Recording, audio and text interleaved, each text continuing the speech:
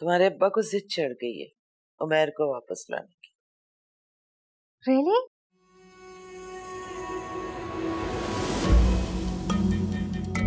मेरा मतलब था बस मैं अच्छी तरह जानती हूँ ये सारा चक्कर तुम्हारा चलाया हुआ है। तुम ही अपने अब्बा को उकसा रही हो ना कि वो उमैर को वापस लेकर आओ। अम्मी, आप कैसी बातें कर रही हैं? अब्बू को छोटे बच्चे थोड़ी हैं जो मेरी बातों में आके आपसे जिद करेंगे। अच्छा, ज्यादा अल्लामा बनने की जरूरत नहीं है। जा चाय बना के लाके दो मुझे। अच्छा, तो फिर क्या सोचा आपने? किस बारे में? भाई को वापस लाने के बारे में। उसे तो मैं कभी भी नहीं वापस बुलाऊंगी।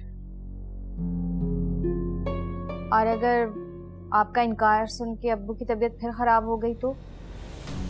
मुंह बंद रखा करो, बहुत ज्यादा बोलने लगी।